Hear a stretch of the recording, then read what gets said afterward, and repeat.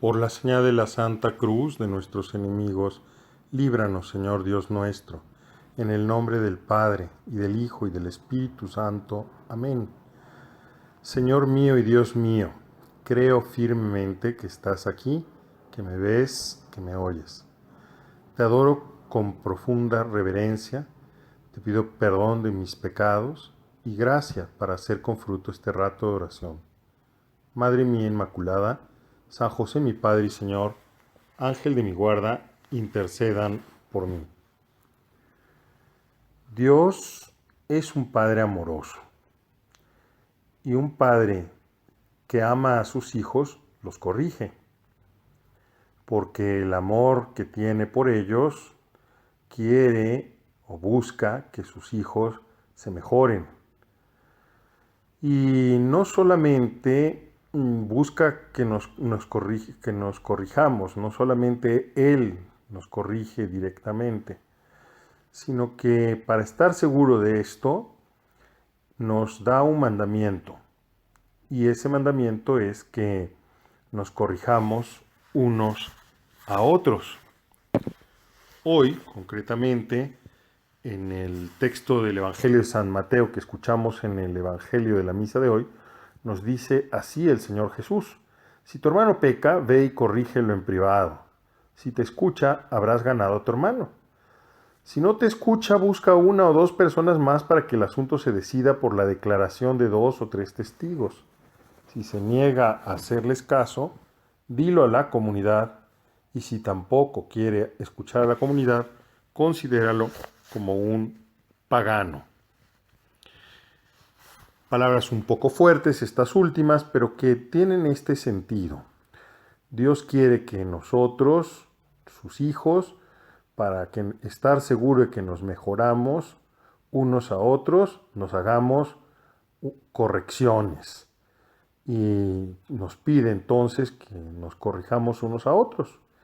Esta práctica se llama corrección fraterna y tiene en la tradición de la Iglesia una constancia desde los inicios del cristianismo. Es una práctica, pues, que existe en la tradición de la Iglesia desde los inicios.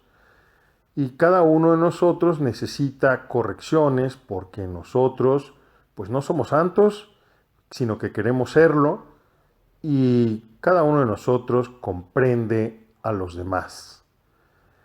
Así es que la corrección fraterna es una muestra exquisita de caridad, de amor, de preocupación sincera y leal por los demás.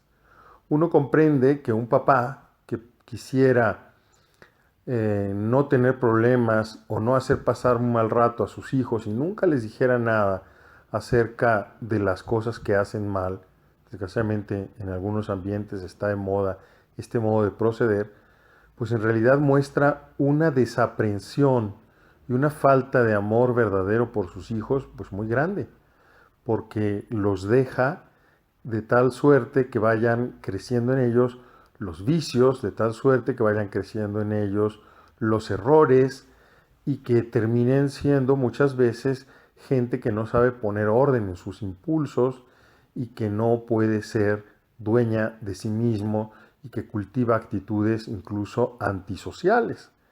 Por el contrario, un papá que quiere a sus hijos realmente, pues se preocupa por corregirlos, aunque les haga pasar un mal rato.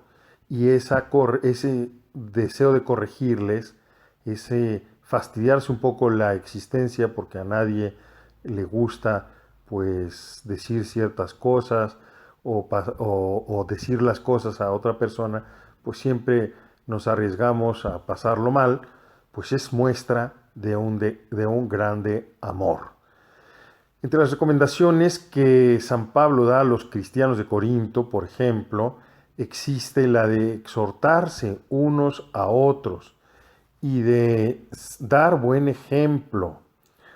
Y nosotros, por ejemplo, también recordamos cómo los apóstoles tuvieron el primer concilio ecuménico donde decidieron que los convertidos del cristianismo que no provenían del judaísmo, de la tradición judía, pues no tenían que seguir las prácticas y las costumbres judías como comer ciertos alimentos o dejar de comer ciertos alimentos, o sobre todo aquellos que tenían trazas de sangre, y como San Pedro y San Pablo tuvieron una comida en Antioquía, concretamente sobre el río, cerca del río Orontes, y nosotros no sabemos cuál fue el menú, pero sí sabemos que algunos, que en esos lugares se solía servir, entre otras cosas, pues eh, conejo asado, filete de puerco y también algunos pescados provenientes de Orontes.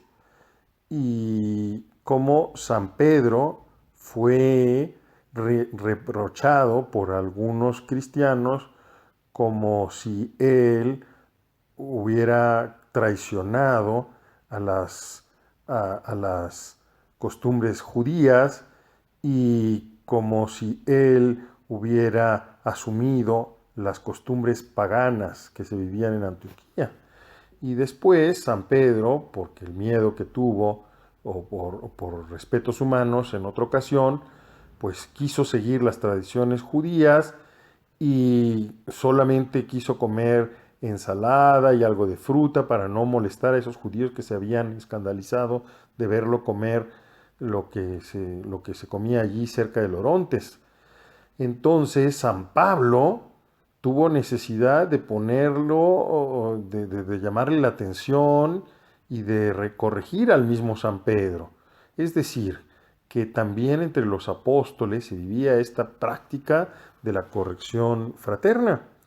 San Pedro podría haber protestado: yo soy el príncipe de los apóstoles, ¿cómo te atreves, Pablo, tú o San Esteban, ustedes, a llamarme, a hablarme fuerte? Pero la verdad es que San Pedro se comportó con humildad y aceptó la corrección. Pues vamos nosotros también a aprender de los apóstoles, a aprender de esta tradición cristiana, pues a vivir la corrección fraterna.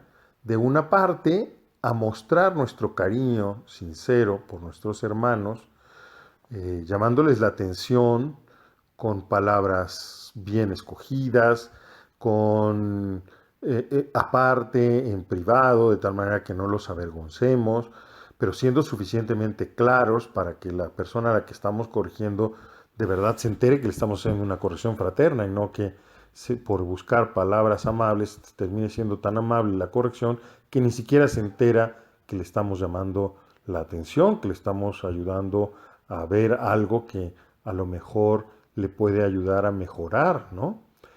Por otra parte, también vamos a ser humildes, a practicar la humildad para que cuando nos hagan una corrección fraterna, pues no reaccionemos violentamente o con soberbia, ¿no? No, eso que dices es mentira.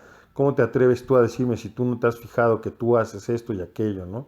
Sino más bien a agradecer que aquella persona, que el hermano nuestro, se haya tomado la molestia de pensar en nosotros y de llamarnos aparte para hacernos alguna corrección. Normalmente la corrección, a menos de que sea una cosa grande que cause escándalo en el momento, pues no se hace la corrección así de manera inmediata, ¿no? Normalmente las correcciones fraternas que hacemos se refieren a cosas que tienen que ver, pues sí, con la moral, con la vida de fe, con la buena educación y que son constantes en alguna persona y entonces pues nos da tiempo de que cuando nos damos cuenta que una persona cae continuamente en un determinado error o se comporta continuamente de una manera que desdice de su condición de cristiano, pues nos da tiempo de llevarlo a la oración, de pedir por ese hermano, de pensar cómo decirle las cosas y luego pues decir las cosas para que ese hermano nuestro tenga la ayuda de nuestra corrección para mejorar. Y hacer la corrección fraterna a otro también nos ayuda a nosotros a mejorarnos a nosotros mismos, porque evidentemente lo primero que uno hace cuando ve defectos en los demás o cuando ve errores crasos en los demás, pues es pensar en sí mismo, porque nos acordamos de lo que decía San Agustín: cuando veas un error en tu hermano, corrígelo en ti mismo y después ya no lo verás en los demás. Porque muchas veces también es cierto que nosotros vemos cosas que no son porque nosotros proyectamos en los demás nuestros propios defectos.